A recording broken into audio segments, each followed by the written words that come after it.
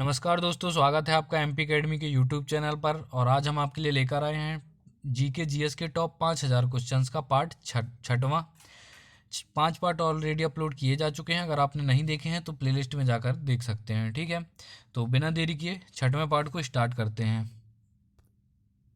चलिए दोस्तों, शुरू करते हैं। पिछले पार्ट में हमने 500 क्वेश्चन तक पढ़ा था और आज हम पढ़ेंगे 501 क्वेश्चन से। ठीक है, तो 501वां क्वेश्चन है हमारा, कवक यानी कि फंगी की कोशिका भित्ति किसकी बनी होती है? तो वो बनी होती है काइटिन की। फंगी की यानी कि कवक की कोशिका भित्ति बनी होती है काइटिन की। नेक्स्ट क्वेश्चन है, भारत के राष्ट्रीय शेयर बाजार का मुख्यालय कहाँ पर है? तो भारत के राष्ट्रीय शेयर बाजार का मुख्यालय है मुंबई में। और कौन सा विषय अर्थशास्त्र में वर्णित है? तो वो है राजनीति। अर्थशास्त्र की जो पुस्तक कौटिल्य यानी कि विष्णुगुप्त चाणक्य के द्वारा लिखी गई थी, इसका जो संबंध है वो अर्थशास्त्र से यानी कि इकोनॉमिक्स से ना होकर राजनीति से, पॉलिटी से है। ठीक है, पूछा जाता है क्वेश्चन। फिल्म नेक्स्ट क्वेश्चन है, फिल्म मदर इंडिया में नरगिस के पति की भूमिका किसने अदा की है? तो राजकुमार ने। जो नरगिस है, मदर इंडिया में नरगिस के पति की भूमिका अदा करने वाले का नाम कौन है? राजकुमार। फिर हैजा किस कीट से फैलता है? तो घरेलू मक्खी से। जो हमारी घरेलू मक्खी होती है उससे हैजा फैलता है। फिर है, राज्य सरकार का वास्तविक प्रधान कौन होता है? तो मुख्यमंत्री होता है। और अगर संवैधानिक प्रधान की बात करेंगे तो वो राज्यपाल होता है। ठीक है, राज्य सरकार का। फिर है, शेर शाह का मकबरा कहाँ स्थित है? तो सासाराम, जो कि बिहार में आता है। शेर शाह सूरी का मकबरा है सासाराम, बिहार में। फिर है, महासागरीय ज्वार संबंधी अपरगामी तरंग सिद्धांत का प्रतिपादन किसने किया था? तो ये किया था एरी ने। महासागरीय ज्वार संबंधी अपरगामी तरंग सिद्धांत का प्रतिपादन एरी ने किया था। और भारत के कुल भौगोलिक क्षेत्र में कितने प्रतिशत भाग पर मैंग्रोव वनस्पति है? तो वो है 0.14%, 0.14% पर है मैंग्रोव वनस्पति। नेक्स्ट, अपने देश की मुद्रा का विदेशी मुद्राओं की तुलना में अधिक मूल्य प्रदान करना क्या कहलाता है? तो ये कहलाता है अधिमूल्यन यानी कि ओवर वैल्यूएशन। अपने देश की मुद्रा का विदेशी मुद्राओं की तुलना में अधिक मूल्य प्रदान करना, ये कहलाता अधिमूल्यन या ओवर वैल्यूएशन। नेक्स्ट है हमारा, नागरिक सेवाओं के प्रतियोगिता परीक्षा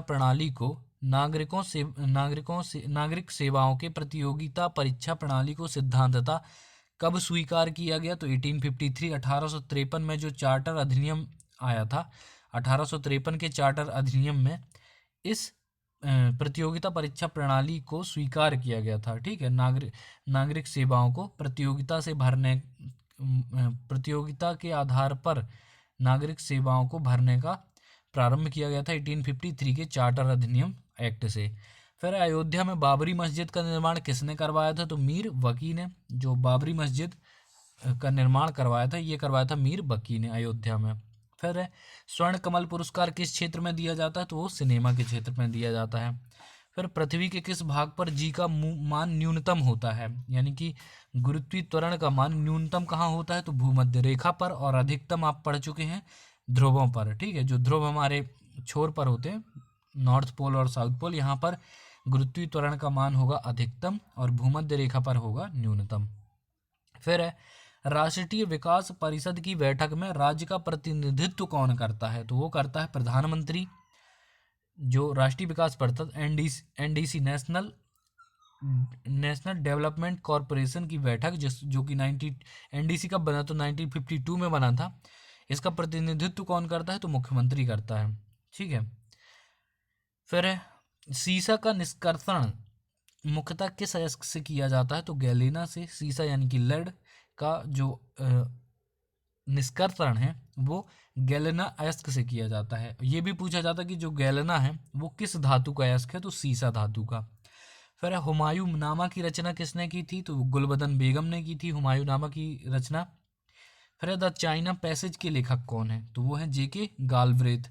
जेके गालब्रेथ हैं द चाइना पैसेज के लेखक।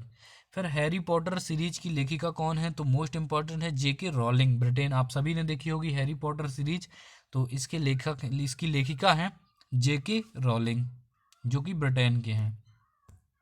नेक्स्ट क्वेश्चन है, संविधान सभा द्वारा कब संविधान को पारित कर दिया गया था? तो 26 नवंबर 1949 को संविधान पारित किया जा चुका था। ठीक है। और संविधान लागू कब किया गया? तो 26 जनवरी 1950 को। दोनों में अंतर है, याद रखिएगा। क्वेश्चन है हमारा 80% से अधिक कोशिकाओं में पाया जाने वाला पदार्थ कौन सा है? तो 80% से अधिक कोशिकाओं में पाया जाने वाला पदार्थ है जल। फिर न्यूटन की गति का प्रथम नियम क्या कहलाता है? तो ये कहलाता है जड़त्व का नियम। और विश्व प्रसिद्ध पेंटिंग मोनालिसा किसकी कृति है? तो ये है लियोनार्डो दा विंची की। विंसी लिखा है यहाँ पर, लियोनार्डो दा विंची की रचना है। कौन कृति है? कौन? मोनालिसा।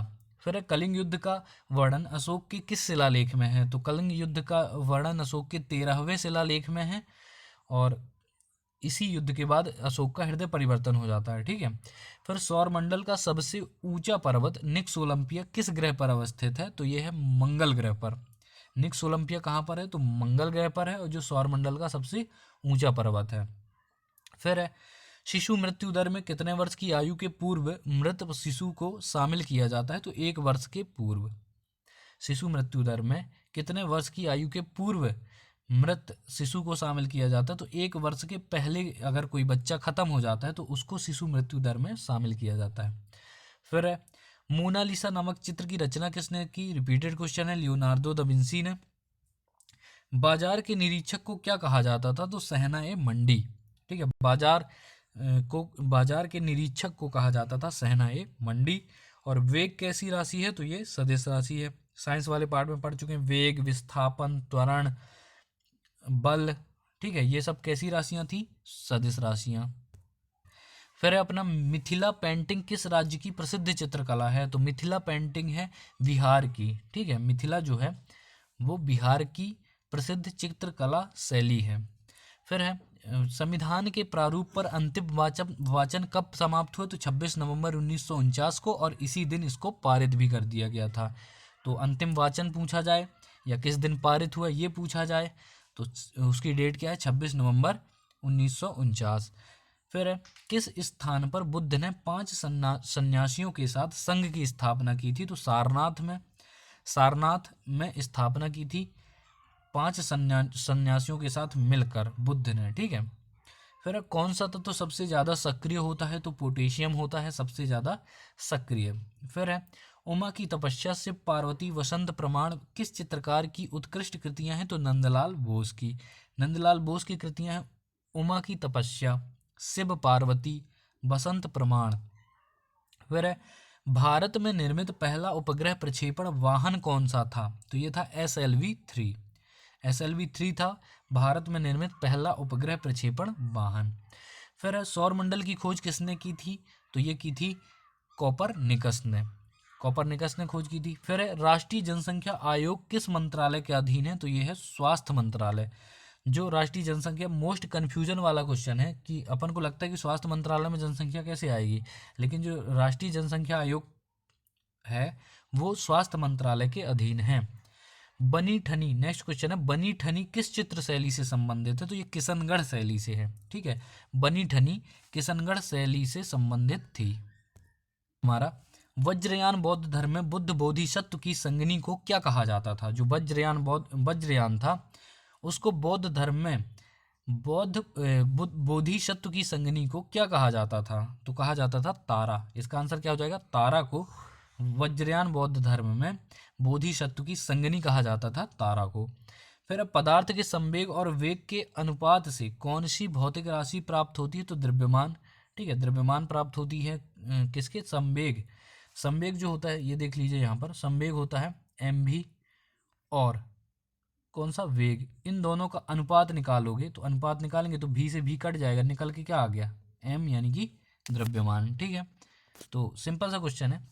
संविधान सभा के झंडा समिति के अध्यक्ष कौन थे? तो झंडा समिति के अध्यक्ष थे डॉक्टर राजेंद्र प्रसाद।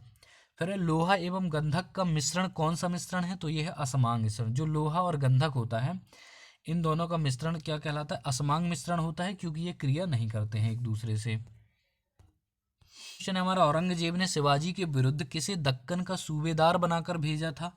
तो दक्कन का सूबेदार बनाकर भेजा था शाइस्ता खां को। किसके विरुद्ध? शिवाजी के विरुद्ध। किसने? तो औरंगजेब ने। फिर यहूदी मेनुहीन किस वाद्य यंत्र के प्रमुख वादक थे? तो वो थे वायलिन के। जो यहूदी मेनुहीन हैं वो वायलिन के वायलिन बजाते थे, ठीक है, यहूदी मेनून वायलिन बजाते थे। फिर सूर्य के अपेक्षाकृत ठंडे भाग जिसका तापमान 1500 डिग्री सेल्सियस होता है क्या कहलाता है? सो सौर कलंक। सौर कलंक के नाम से जाना जाता है, जिसका तापमान 1500 डिग्री सेल्सियस होता है। फिर विश्व में सर्वप्रथम किस अंग का प्रत्यारोपण संभव हुआ है? तो वो हुआ है हृदय का। हृदय का प्रत्यारोपण किया जा सकता है और यह सफल हो चुका है। फिर जनगणना की तर्ज पर मृत्यु गणना वाला पहला राज्य कौन सा है? तो वो है कर्नाटक। जनगणना की तर्ज पर ही कर्नाटक राज्य ने मृत्यु गणना भी शुरू की है। फिर किस मुगल बादशाह ने वसीयत लिखकर अपने पुत्रों को यह निर्देश दिया था कि वे असद खां को वजीर बनाएं? तो वो था औरंगजेब। औरंगजेब ने असद खां को वजीर बनाए जाने के लिए वसीयत लिखी थी। फिर व्हिटनी ह्यूस्टन किस क्षेत्र से संबंधित थे? तो ये थे पॉप गायकी से। जो व्हिटनी ह्यूस्टन हैं ये पॉप गायकी से संबंधित थे। और नेक्स्ट क्वेश्चन है कौन सा तत्व सबसे कम सक्रिय होता है? तो चांदी एवं सोना। अगर सबसे ज़्यादा पूछा जाए तो वो होता है सोना, ठीक है। सबसे कम सक्रिय कौन है? सोना है। और सबसे अधिक सक्रिय कौन सा है? तो पोटेशियम है, पढ़ चुके हैं। हमारा संविधान सभा के प्रारूप समिति में कुल कितने सदस्य थे? तो संविधान सभा की प्रारूप समिति में सदस्य थे 7 और अध्यक्ष कौन थे? तो डॉक्टर भीमराव अंबेडकर थे, ठीक है। सदस्य पूछा है यहाँ पर तो 7 हो जाएंगे। अध्यक्ष कौन हो जाएगा? डॉक्टर भीमराव अंबेडकर। फिर सबसे छोटा कोशिकीय अंग कौन सा है? तो वो है राइबोसोम। राइबोसोम को प्रोटीन की फैक्ट्री कहा जाता है और ये सबसे छोटा कोशिकीय अंग है। फिर अलाउद्दीन खिलजी ने किसे दीवान रियासत नियुक्त किया था? तो मलिक याकूब को। अलाउद्दीन खिलजी ने दीवान ए रियासत नियुक्त किया था मलिक याकूब को। इसके बाद है बेगम अख्तर गायन की किस विधा से संबंधित है? तो वो है गजल गायकी से। जो बेगम अख्तर हैं, बेगम अख्तर, ये गजल गायकी से संबंधित हैं। फिर एक प्रकाश वर्ष कितनी दूरी के बराबर होता है? तो ये होता है 9.46 गुणे 10⁻12 किलोमीटर। शायद ही होगा किसी को जिसको इसका आंसर पता नहीं होगा। तो एक प्रकाश वर्ष की दूरी बराबर होती है 9.46 गुणे 10⁻12 किलोमीटर के। फिर ओलंपिक मसाल किस पदार्थ से प्रज्वलित की जाती है? तो सूर्य की किरण से। जो ओलंपिक की मसाल होती है वो सूर्य की किरण से प्रज्वलित की जाती है। फिर अब भारत में जिलों की कुल संख्या कितनी है? तो 640 जिले हैं भारत में। कुल जिलों की संख्या है 640, ठीक है। फिर सल्तनत कालीन सुल्तानों के शासनकाल में किसके शासनकाल में सर्वाधिक दास थे? सल्तनत कालीन सुल्तानों के शासनकाल में किसके शासनकाल में सर्वाधिक दास थे? तो वो थे फिरोज शाह तुगलक के शासनकाल में, ठीक है, जो कि तुगलक वंश का था। क्वेश्चन है हमारा माइक पांडे किस क्षेत्र से संबंधित है? जो माइक पांडे हैं वो वन्य जीव पर फिल्म निर्माण से संबंधित हैं, ठीक है। फिर किस अनुच्छेद के तहत विधि के समक्ष समानता वर्णित है? तो अनुच्छेद 14 है। 14 में समानता के लिए विधि के समक्ष समानता जो वर्णित है वो आर्टिकल 14 में है। फिर शिवाजी के मंत्रिमंडल को क्या कहा जाता था? तो अष्टप्रधान कहा जाता था। फिर किसका गुणसूत्र संतान में लिंग निर्धारण के लिए उत्तरदायी होता है? तो पुरुष का होता है। सिंपल सा। जो स्त्री होती है उसमें गुणसूत्र होते हैं XX और पुरुष यानी कि मेल में कौन से होते हैं गुणसूत्र? वो होते हैं X और Y। तो जब इसका X और इसका X मिलता है तो जन्म होता है लड़की का यानी कि गर्ल चाइल्ड का। और जब इसका X और इसका Y इनका मेल होता है तो इससे बनता है बॉय, ठीक है, लड़का बनता है। तो इसमें देखिए स्त्री का कुछ भी नहीं है क्योंकि स्त्री के पास तो 2 जोड़ी X हैं, ठीक है, X गुणसूत्र हैं। पुरुष के पास होते हैं एक X और एक Y, जिससे निर्धारण होता है कि लड़का होगा या लड़की। तो ये भी पूछा जाता है लड़के के लिए कौन से गुणसूत्र XY और लड़की के लिए XX, ठीक है। फिर है तरणेतर मेला किस राज्य का प्रसिद्ध मेला है? तो गुजरात का। जो तरणेतर मेला है वो गुजरात का प्रसिद्ध मेला है। नेक्स्ट क्वेश्चन है हमारा चंद्रमा पर गुरुत्वाकर्षण का मान पृथ्वी पर गुरुत्वाकर्षण के मान का कितना है? तो 1/6 है। रेलवे में इसका जो है व्यंजक मतलब कि न्यूमेरिकल पूछा जाता है, ठीक है, दे देगा कि अगर पृथ्वी पर किसी वस्तु का भार 36 किलोमीटर है तो चंद्रमा में कितना होगा? तो 1/6 होता है। तो 6×6 यानी कि वहाँ पर 6 किलो होगा। अगर धरती में 36 किलो है किसी वस्तु का भार तो वहाँ पर चंद्रमा पर कितना हो जाएगा? 6 किलो। 1/6 होता है, ठीक है। फिर शिवाजी ने किस भाषा को राजभाषा बनाया? तो मराठी को। शिवाजी मराठा हैं इसलिए वो राजभाषा किसको बनाएंगे? मराठी को। फिर कौन भारत का अंतिम वायसराय था? तो लॉर्ड माउंट बेटन है।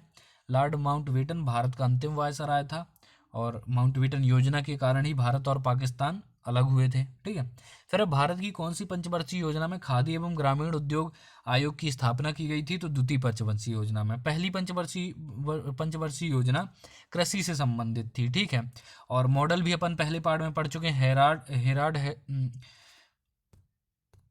हेराल्ड डोमर मॉडल था पहला। और दूसरी पंचवर्षीय योजना में क्या था? दूसरी पंचवर्षीय योजना में लिया था उद्योग को। दूसरी पंचवर्षीय योजना में औद्योगिक विकास को लिया गया था। तो औद्योगिक विकास में ये खादी ग्रामीण उद्योग, उद्योग को अंडरलाइन कर लिया करो, जैसे उद्योग आएगा लगा दोगे क्या? दूसरी पंचवर्षीय योजना। कृषि से संबंध है पहली पंचवर्षीय योजना। ठीक है, फिर आर्य समाज की स्थापना कब की गई थी? तो ये की गई थी 1875 ईस्वी में राजा राम मोहन राय द्वारा। आर्य समाज की स्थापना की थी राजा राम मोहन राय ने 1875 ईस्वी में। फिर किस विधि द्वारा मिश्रण में उपस्थित घटकों का पृथक्करण किया जाता है? तो क्रिस्टलन विधि द्वारा। जो मिश्रण में अगर मिश्रण में उपस्थित घटकों का पृथक्करण करना है तो क्रिस्टलन विधि द्वारा किया जाता है। क्या किया जाता है इसमें कि जो ऐसे पदार्थ होते हैं, ऐसा लिक्विड होता है जो कि क्रिस्टल के रूप में चेंज हो जाते हैं। ठीक है, तो उनको इस विधि से कर लिया जाता है कि जो अशुद्धि होती है वो क्रिस्टल में चेंज होगी और जो बाकी का पदार्थ बचा है वो अलग हो जाएगा। ठीक है, फिर किसने आर्य समाज की स्थापना की? तो आर्य समाज की स्थापना की थी, आर्य समाज की स्थापना किसने की थी? तो यहाँ पर तो दयानंद सरस्वती दिया है। ठीक है, तो आर्य समाज की स्थापना, सॉरी यहाँ पर थोड़ा मिस्टेक हो गया है। आर्य समाज की स्थापना दयानंद सरस्वती जी ने स्वामी दयानंद सरस्वती ने 1875 ईस्वी में की थी। तो इसका राइट आंसर क्या हो जाएगा? 1875 ईस्वी में आर्य समाज की स्थापना की है दयानंद सरस्वती ने। और आर्य समाज की स्थापना किसने की? तो ये इसका आंसर हो जाएगा दयानंद सरस्वती। जो राजा राम मोहन राय बताया है मैंने, वो है ब्रह्म समाज की स्थापना। ठीक है, ब्रह्म समाज की स्थापना किसने की थी? तो ये की थी किसने? राजा राम मोहन राय ने। ठीक है, फिर क्षमावाणी किस धर्म से संबंधित त्योहार है? तो क्षमावाणी संबंधित है जैन धर्म से। ठीक है, नेक्स्ट क्वेश्चन है हमारा, शून्य में स्वतंत्र रूप से गिरने वाली वस्तुओं का त्वरण क्या होता है? तो वो होता है समान। अगर शून्य में किन्हीं भी दो वस्तुओं को गिराओगे तो उनका त्वरण समान होता है और वो एक साथ गिरती हैं। ठीक है, ये बहुत पढ़ चुके हैं। फिर किस अनुच्छेद में लोक नियोजन के विषय में अवसर की समता प्रदान की गई है? तो लोक नियोजन के विषय में अवसर की समानता अनुच्छेद 16 में दी गई है। ठीक है, विदित है आपको। फिर रोहिणी श्रेणी के प्रथम उपग्रह का प्रक्षेपण किस वर्ष किया गया था? जो रोहिणी श्रेणी है इसके प्रथम उपग्रह का प्रक्षेपण किया गया था 1980 में। फिर सौरमंडल का सबसे छोटा उपग्रह कौन सा है? तो वो है डीमोस। ये जो फीमोस और डीमोस हैं ये मंगल ग्रह के उपग्रह हैं और सौरमंडल का सबसे छोटा उपग्रह कौन सा हो जाएगा? तो डीमोस हो जाएगा। ठीक है, फिर उगादि उत्सव किस राज्य में मनाया जाता है? तो कर्नाटक में उगादि उत्सव मनाया जाता है, कर्नाटक में। फिर है तृतीय पंचवर्षीय योजना का काल क्या था? तो ये था 1961 में 61 से 1966 तक। 1951 से शुरू हुई थी पंचवर्षीय योजना, तो उसमें आप 5 जोड़ करके आगे कैलकुलेट कर सकते हैं। ठीक है, और कहीं कहीं भिन्न भी वो रुकावट भी आती है तो वो आप देख लेना। ठीक है, तृतीय पंचवर्षीय योजना का काल हो जाएगा 1961 से लेकर के 1966 तक। फिर नवरोज किन लोगों का नववर्ष दिवस है? तो पारसियों का। जो नवरोज होता है वो नववर्ष दिवस है पारसियों का। और किसने कहा विदेशी राजा चाहे कितना अच्छा क्यों ना हो स्वदेशी राज की तुलना में कभी अच्छा नहीं हो सकता? ये कथन है दयानंद सरस्वती का। ठीक है, स्वामी दयानंद सरस्वती ने ये कहा है कि विदेशी राज चाहे कितना अच्छा क्यों ना हो लेकिन स्वदेशी राज की तुलना में कभी अच्छा नहीं हो सकता। फिर है अनुच्छेद 17, सबको पता है अस्पृश्यता का अंत। अस्पृश्यता का मतलब होता है छुआछूत। ठीक है, तो अस्पृश्यता का अंत है आर्टिकल 17 में। नेक्स्ट क्वेश्चन है हमारा, क्रोमोसोम की संरचना में कौन भाग लेते हैं? तो जो क्रोमोसोम है इसकी संरचना में कौन भाग लेता है? तो डीएनए एवं प्रोटीन भाग लेते हैं। नेक्स्ट क्वेश्चन है हमारा, 1 किलोग्राम भार के बराबर कितना न्यूटन होता है? तो वो होता है 9.8 न्यूटन। 9.8 न्यूटन होता है 1 किलोग्राम भार के बराबर। फिर मुक्तेश्वर मंदिर कहाँ स्थित है? तो भुवनेश्वर में। जो मुक्तेश्वर मंदिर है वो भुवनेश्वर में स्थित है। और उत्तर वैदिक काल के मृतभांडों में किस प्रकार के मृतभांड सर्वोपरि वैशिष्ट सूचक हैं? तो चित्रित धूसर मृतभांड।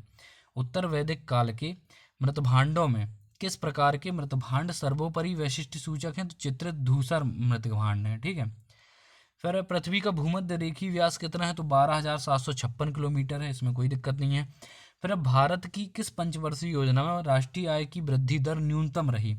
तो तृतीय पंचवर्षीय योजना में भारत की राष्ट्रीय आय की वृद्धि दर न्यूनतम रही है। और तृतीय पंचवर्षीय योजना का काल क्या था? 1961 से लेकर के 1966। तो इसको आप ऐसे याद कर लेंगे। देखिए 1961 से शुरू थी तृतीय पंचवर्षीय योजना, खत्म कब हुई? 1966 में। 1962 में हुआ है अपना इंडो चाइना वार, यानी कि भारत चीन युद्ध। ठीक है, 1962 में भारत चीन युद्ध हुआ। और यहीं पर 1965 में भारत और पाकिस्तान का युद्ध हुआ था। ठीक है, तो भारत ने इस पंचवर्षीय योजना में 2 युद्धों का सामना किया, एक तो भारत चीन युद्ध और दूसरा भारत पाकिस्तान युद्ध। इसलिए इस जो ये पंचवर्षीय योजना थी इसकी वृद्धि दर न्यूनतम रही। ठीक है, अब नहीं भूलेगा। फिर मैडोना किसकी कृति है? तो यह है राफेल की, जो कि इटली के थे। ठीक है, पुनर्जागरण काल में इनका नाम लिया जाता है। तो राफेल मैडोना किसकी चित्रकृति है? वो है राफेल की। फिर ऋग्वेद में किस अपराध का सबसे अधिक उल्लेख किया गया है? तो पशुओं की चोरी का। ऋग्वेद में किस अपराध का सबसे अधिक उल्लेख किया गया? तो पशुओं की चोरी का।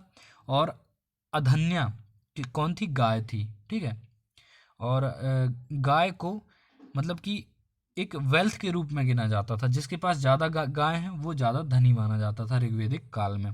ठीक है, फिर जब 2 इलेक्ट्रॉन एक ही कक्ष में होते हैं तो उनमें क्या पाया जाता है? तो विपरीत चक्रण। आप सभी ने देखा होगा, अगर एक ही कक्षक में इलेक्ट्रॉन है तो इनके चक्रण यानी कि स्पिन क्या होते हैं? अलग अलग होते हैं। ठीक है, एक ऊपर होगा तो एक नीचे होगा, यानी कि एक प्लस होगा +1/2 और एक होगा -1/2। ठीक है, ये कक्षक सिद्धांत में आप अच्छे से पढ़ सकते हैं, कोई दिक्कत नहीं है। नेक्स्ट क्वेश्चन है हमारा कि साइलेंट वैली किस राज्य में? तो केरल में है। ठीक है, साइलेंट वैली है केरल में। फिर किस अनुच्छेद में प्रेस की स्वतंत्रता वर्णित है? तो आर्टिकल 19A में, 19 के ए में प्रेस की स्वतंत्रता वर्णित है। फिर आर्यों का मुख्य व्यवसाय कौन सा था? तो आर्यों का मुख्य व्यवसाय था कृषि, और ये संस्कृत भाषा का प्रयोग करते थे, और घोड़ा इनका प्रिय पशु था। ठीक है, ठीक है। फिर हैजा के जीवाणु की खोज किसने की थी? तो रॉबर्ट कोच ने की थी हैजा के जीवाणु की खोज। और रॉबर्ट कोच ने ही टीबी का जो टीका है, जिसको आप टीबी का टीका लगाया जाता है ना, तो उसकी भी खोज किसने की थी? रॉबर्ट कोच ने। तो यहीं पर याद रख लेना, रॉबर्ट कोच को टीबी का टीका और हैजा। और टीबी के टीके को मैंने कैसे याद करवाया था आपको साइंस वाले पार्ट में, कि जो हम टीबी जिस बस में टीबी लगा होता है तो उसको बोलते हैं वीडियो कोच, है ना, वीडियो कोच बोलते हैं। तो इससे याद रखना कि जो टीबी का टीका है वो खोजा था रॉबर्ट कोच ने, और हैजा के जीवाणु की भी खोज की थी विब्रियो कॉलेरी। जीवाणु का नाम क्या है? विब्रियो कॉलेरी नाम है, खोज की थी रॉबर्ट कोच ने। इतना इनफ है। फिर है चैत्य किस धर्म के अनुयायियों का पूजा स्थल है? तो बौद्ध धर्म के अनुयायियों का पूजा स्थल होता है, उसको बोलते हैं चैत्य। फिर पृथ्वी का ध्रुवीय व्यास कितना है? तो 12,714 है, ध्रुवीय व्यास है 12,714। फिर योजनावकाश के कारण कौन सी पंचवर्षीय योजना देर से प्रारंभ हुई? तो चतुर्थ पंचवर्षीय योजना। यहाँ पर योजना अवकाश लेने के बाद जो चतुर्थ पंचवर्षीय योजना अवकाश हो जाता है। मैंने आपको बताया कि तीसरी पंचवर्षीय योजना में भारत को 2 युद्ध, भारत चीन युद्ध 1962 और भारत पाकिस्तान युद्ध 1965 का सामना करना पड़ा। इस वजह से यहाँ पर योजना अवकाश हो गया, इसलिए चतुर्थ पंचवर्षीय योजना देर से प्रारंभ हुई। ठीक है, फिर अब महिलाओं की ओलंपिक में भागीदारी सबसे पहले किस वर्ष हुई? तो 1900 में, 1900 में, 1900 ईस्वी में ओलंपिक में महिलाओं की भागीदारी हुई। फिर अब बौद्धों का तांबो मठ किस राज्य में है? तो यह हिमाचल प्रदेश में। बौद्धों का जो तांबो मठ है वो हिमाचल प्रदेश में है। हमारा पुलकेशन द्वितीय ने हर्षवर्धन को पराजित कर कौन सी उपाधि धारण की थी? तो परमेश्वर की उपाधि धारण की थी पुलकेशन द्वितीय ने। ठीक है, पुलकेशन द्वितीय ने हर्षवर्धन को पराजित किया था और धारण कर ली थी परमेश्वर की उपाधि। फिर किस राष्ट्रपति की मृत्यु सर्वप्रथम अपने कार्यकाल में हो गई थी? तो डॉक्टर जाकिर हुसैन। ठीक है, वाह ताज, है ना, याद होगा आपको। तो ये डॉक्टर हुसैन है, डॉक्टर जाकिर हुसैन, इनकी मृत्यु हुई थी कार्यकाल के दौरान। फिर है किसके अभाव में बर्फ पर चलना कठिन होता है? तो घर्षण के कारण। जो घर्षण के अभाव में बर्फ पर चलना कठिन होता है, जबकि फिसलना आसान होता है। ठीक है, आपने देखा भी होगा फिर है, किसने सत्याश्रय और श्री पृथ्वी वल्लभ उपाधियां धारण की हैं? तो पुलकेशन द्वितीय ने। तो पुलकेशन द्वितीय की एक अपन पढ़ चुके उपाधि परमेश्वर, और एक हो गई सत्याश्रय, एक हो गई श्री पृथ्वी वल्लभ, याद रखना। और पराजित किसको किया था? हर्षवर्धन को। इस तरह से ये हमारा पार्ट 6 जो है यहाँ पर समाप्त होता है। और बने रहिए हमारे साथ, हमारा टारगेट है टॉप जीके जीएस के 5000 क्वेश्चंस आपके लिए उपलब्ध कराना, ठीक है। तो इसी क्रम में हम वीडियो बनाते रहेंगे, बस आपको सहयोग करना है, शेयर करना है। जय हिंद, जय भारत।